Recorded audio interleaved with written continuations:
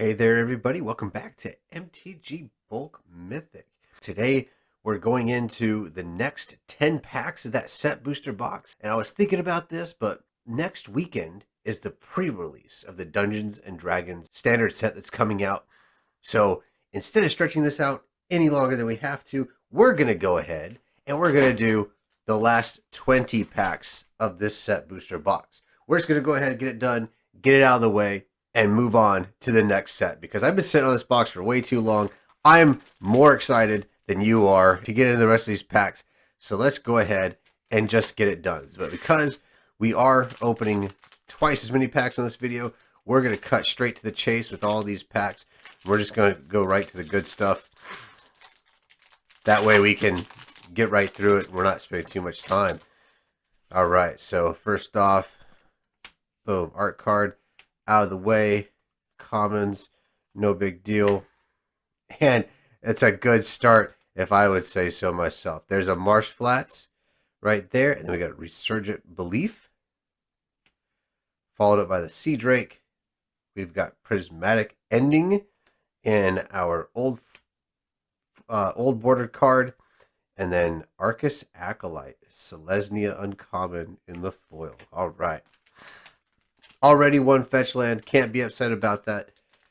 And that Prismatic Ending in the old border, like, that's not a terrible card. There's a lot of cubists out there. They're slotting that in. They like the old border frame. I've already traded at least one of those away for some decent value. So not upset at all in that with the old border. So we'll go ahead and set those to the side. Our first rare is Ave, Progenitor Ooze for the Ooze tribal decks with Storm. We got a Skurg Familiar and Chatterstorm in the old border with a foil Rift Sower. All right. I see a lot of old border Chatterstorms. I don't know how many you need. I'm sure I'll put one of them in the Squirrels Jumpstart deck that I'm building. And we'll jump straight to here. And it's Svalin of Sea and Sky in the Mythic slot. I know a lot of Merfolk players out there looking for that in Modern and in Legacy. And we got a Bone Shards in the old border with a foil Dark Moss Bridge. So what do you guys think about these bridges, huh? You know, yes, it's an artifact land. It enters tapped. It's essentially a Guildgate that says artifact on it, right? So the other thing about that is it's indestructible. Can't get hit by land destruction or artifact destruction even, which is probably why they made them indestructible, because they would just be too susceptible to artifact removal, and that would hurt your mana base too much. But, you know, tell me, what do you think? Here's a Diamond Lion old border. Rare. A rare territorial Kavu. Moss Salvage, and another old border Ornithopter of Paradise with a foil Resurgent Belief. Look at that. So Resurgent Belief, suspend 2 for 1 and a white, and then return all enchantment cards from your graveyard to the battlefield. So anybody out there playing some enchantment commander decks, looking for something that can, you know, just dump everything back onto the battlefield. I don't know. I'm sure there's something out there, especially in white green or white blue, something of that nature. I'm sure there's things out there. Looks like a pretty exciting card. Yes, you do have to kind of show your opponent what you're doing with it, because it takes a couple of turns to come in off a suspend. But who knows? It might be something pretty good. You tell me. Leave a comment down below, and I'll look it up and let you know what I think as well. All right, we got Academy Manufacturer. It's a 1/3 assembly worker, and if you create a clue, food, or treasure token, you can create one of each. So if you're in one of those tokeny decks or artifact decks or whatever it is that you need a bunch of tokens or a bunch of artifacts, it's a pretty strong card right there. It is attached to a creature, so it's susceptible to removal. 3 toughness, can be hit by a lot of different things. However, it doesn't. It'll probably stick around long enough to get you a couple extra of everything. So, I mean, even if you're not using those exact tokens in some kind of a synergy, I'm sure you're going to be able to use them for what is actually printed on the token itself. So, not a bad deal. But here we go. We got Gandron Dihada. It's a Grixis Planeswalker. 4 loyalty for 4 mana, 1 in Grixis. Protection from permanents with corruption counters on them, and +1, each opponent loses 2 life. You gain 2 life.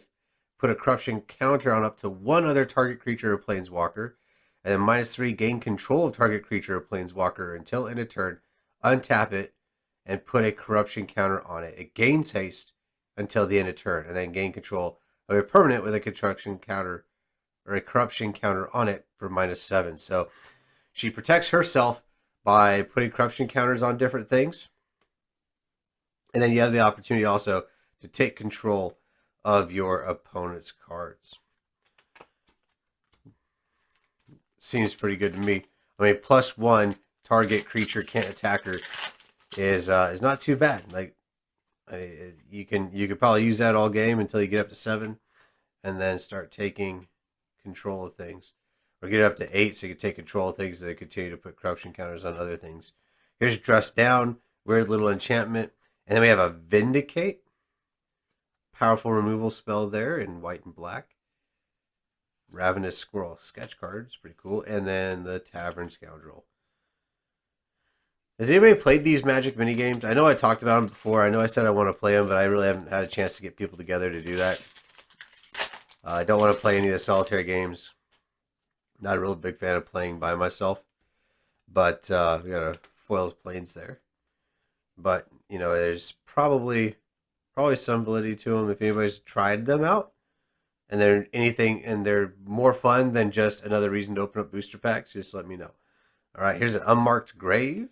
Entomb effect there, and a Priest of the Fell Rites, and a third rare in this pack for Solitary Confinement. A little bit of pillow-fortiness there, right? We got a Mind Collapse and a Foil Bridge. All right, looks like we're about halfway through what we're going to be opening up in this video. This booster box, like the first 10 packs out of it in the previous video that'll be linked at the end of this one, were pretty spicy. I was hoping I didn't use up all of my luck. I did end up with a Marsh Flats here, so I guess I didn't use up 100% of all my luck. But hopefully we find some other stuff here. And just as I say so, here's Grief. Mythic Rare Grief, and then a Braids Cabal Minion, Sketchhound, and a foil seal removal. And here's our first list card out of this pile, and that's the Gitu Chronicler. It's a common from Dominaria, a 1 in a red for a 1/3 with kicker, 3 in a red. And if it was kicked, you can return target instant or sorcery card from your graveyard to your hand. So, Braids is a very interesting card. I've never really figured out like what the whole purpose of it. I guess it's just a style of play that I don't enjoy, or I'm not used to, or don't understand. But probably not anything I'm going to chase or try to figure out, to be honest with you. But I do like Grief. Grief is like one of my favorite cards in this set. All right, here's Karth the Lion, legendary human warrior in the rare slot. We got a Blacksmith Skill Old Border. And then we got a Soul Snare in our rare slot, or the Old Border foil. And then another list card here with the Urborg Panther. 2 and a black for a 2/2. You can pay black to sacrifice a Panther and destroy target creature blocking it. So if you do a chump attack, you can, if they decide to block your opponent there, then you can sacrifice it for a black mana and destroy the blocking creature. Or you can just sacrifice it for no mana, and you have to also have Feral Shadow and Breath Stealer to search your library for a Spirit of the Night and put it into play as though it were just played. Very interesting. I haven't seen those other cards. I'll have to look those up. Spirit of the Night sounds like a demon. So, I mean, very, very common theme to sacrifice a collection of creatures or a number of creatures to get a demon out. They got enough of these creatures to come to their side to be willing to give up their lives for them, and then the next thing you know, they're, you know, coming to, coming to the world and wreaking havoc. So here's Fractured Sanity in the rare slot with a counterspell, Sketch Gargadon, and a foil Fodder Tosser. All right, let's see. Let's see here. We got about 8 packs left. It looks like.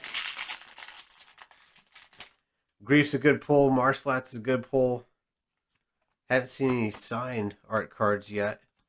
Let's see what we can do to try to spice things up here a little bit. And this will do it right here. Ignoble Hierarch. So the art card, or the sketch card of this, has the art guidance, and it basically says a mirror image of a noble hierarch, except it's a goblin, which is pretty hilarious. But this, very, very good card. A lot of people looking forward to playing it. We have a chance encounter rare, and then our sketch and our foil. So Ignoble Hierarch, first one of those I've opened. Very happy with it. I don't know if it's going to go into a Grixis deck or if I'm going to put it on the trade block. I'll have to figure that out, I guess. Because I'm trying not to continue to expand my commander decks, but I've got so many. Inevitable Betrayal rare, and look at this. Full art, alternate art, Tatiana, Protector of Argoth. 3 green for a 5/3 legendary creature elemental mythic. And when the Protector of Argoth enters the battlefield, return target land card from your graveyard to the battlefield. And then whenever a land you control is put into a graveyard from the battlefield, create a 5/3 green elemental creature token. So you play this in like a landfall deck, you're sacrificing fetches and things of that nature, and then being able to bring them back out of the graveyard, sacrifice them again, create another elemental is pretty cool. Glimmer Baron, Old Border, that pile. A Constable of the Rare Realm, foil, and then a Mem Knight from Scars of Mirrodin, it looks like. I know I wasn't playing when this came around, but I know in a lot of the artifact style decks that were infect based, a free 1/1 that you could then sacrifice to Arcbound was a pretty good card. I'm sure it still sees play. What's better, Ornithopter or Mem Knight? You can tell me. Do you want a 0/1 with flying, or do you want a 1/1 that it comes with power, so you don't have to worry about that part of it. It also doesn't have the evasion. So which one's better? Not going to create a poll about it, but you go ahead and put in your 2 cents. And in the meantime, Urza Saga is coming out. One of the biggest chase rares in the set. It's an enchantment land Urza Saga. The first chapter is it gains the ability to tap for a colorless, and that remains the ability of this enchantment land for the remainder of its existence on the battlefield. Chapter 2, it also gains pay 2 and tap it to create a colorless construct artifact creature token. Its base power toughness is 0/0, but it gets +1/+1 for each artifact you control, so it gives itself +1/+1 so it doesn't die, and any other artifacts you have out there pump it up. And then Chapter 3 is search your library for an artifact card with mana cost of 0 or 1. So they can only be 0 generic mana or 1 generic mana to put it on the battlefield and then shuffle your library. Pretty interesting card there. Another rare here, Master of Death. Enters the battlefield to surveil 2, and at the beginning of your upkeep, if it's in your graveyard, you may pay a life to return it to your hand. And a third rare in Goblin Bombardment. We got a Sketch World Weary and a foil Old Border Nest Shambler. Foil common, Old Border. Hope we're not using up all of our Old Border foils on commons and uncommons. I'd like to see a nice flashy rare. But we'll keep peeling until we see them. Or we run out, one of the two. All right. Coming through here, and Zabaz the Glimmerwisp graces us with his presence. Still hasn't gained too much momentum. Here's another Tatiana, the normal printing here. We've got a Terminal Agony, Old Border card, and the foil Viashino Lashclaw with a Future Sight Tombstalker. So that's black, black, and 6. The mana cost is here on this side of the card. They were kind of experimenting with a new frame in Future Sight, and part of that experimentation was putting the mana cost on the left side so you could see it. You know, nearly everybody fans out their hand with the bottom cards to the left. So by putting on the left border, you could actually see it while it was in your hand. That didn't stick, obviously. You know, classic Magic card layout remained, but it's a 5/5 for 8 black, black, and 6 generic with flying and delve. So you want to get that thing out early. Go ahead and fill up your graveyard. I mean, you're in black. You're probably sacrificing things or discarding or whatever you need to do other effects. So, and then just make Tombstalker a 5/5 with flying like super cheap because you have a bunch of stuff in your graveyard that you don't need anymore. Seems good to me. So, and these last few packs here, we got a Verdant Command, Mog, Aoromia, and a Amoeba, and a Knighted Myrrh. Squirrel. We got a Squirrel token. So we still haven't seen the Squirrel General, Squirrel Commander. You know, the guy who's printed on literally every pack that's a set booster pack. Hopefully he comes around. It'd be really cool. It'd be really cool to see it, you know. We've opened quite a few booster packs, but, you know, in the meantime, we got a Fury, mythic rare here. A 3/3 for 5 with double strike, and when it enters the battlefield, it deals 4 damage divided as you choose among any number of target creatures and or planeswalkers, and you can evoke it by exiling a card from your hand. We've got Patchwork Gnomes, an Old Border Vile Entomber, and a foil Bannerhide Cruciak. So what do you guys think about this set? You know, I enjoyed it in draft. I did pretty well with it in draft. Unfortunately, you know, we weren't able to have in-store events until late into the season that this was the thing. And, you know, maybe a lot of the stores are going to continue to do this if people aren't going to be drafting Dungeons and Dragons. But I think Dungeons and Dragons is going to be popular enough that, you know, even though it's a a standard set, that it's not going to pull a lot. It's not going to give up a lot of attention back to this to continue drafting. So here's a foil rare in Sylvan Anthem. It's green for an enchantment. Green creatures get +1/+1, and whenever a green creature enters the battlefield, scry 1. A little bit of card selection there in green, as if they need it, because they're just going to draw all the cards anyway every time a creature enters the battlefield. But you put that in Chew Lane, you get to scry before you draw off a Chew Lane if you stack your triggers correctly.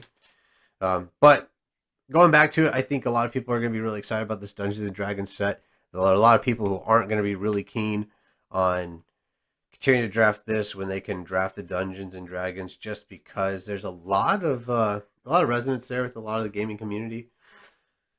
So they'll continue to support the standard set.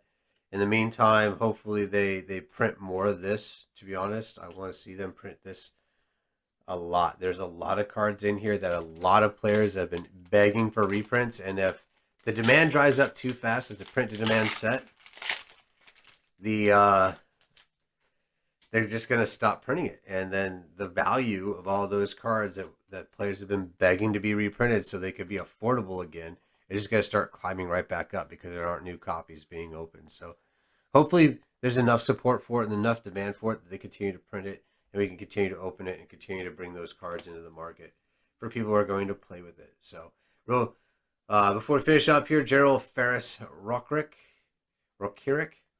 that's how it's pronounced, is one of the last rares we've got. It's a 1 red and white for a 3/1 with hexproof from monocolored.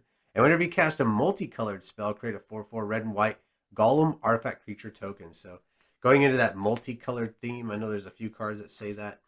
And we finish up with the Foil Watcher. So I don't know. Do you feel like I used up all my best luck in the first 10 packs of this box? If you haven't seen it yet, I'm going to go ahead and link that video at the end screen here and check it out. But tell me, is there something in here that I missed? Is there something of like really high value other than this Marsh Flats and this full art Tatiana and Urza Saga? You know, given as many cards as I've opened to get what I did. I feel like all the best cards were in that first video. So go ahead and check that out and then come back to this one and let me know. All right. In the meantime, subscribe. There's going to be a lot more videos coming. I've got Jumpstart packs to open. We're going to get prepared here for Dungeons and Dragons, and we're going to be talking a lot of Jumpstart and Commander going into the future in a few more videos, and you don't want to miss out on those. So hit the subscribe button, hit the bell so you know that then these videos are coming out, and share with a friend too so that they know that we're out here sharing our hobby together.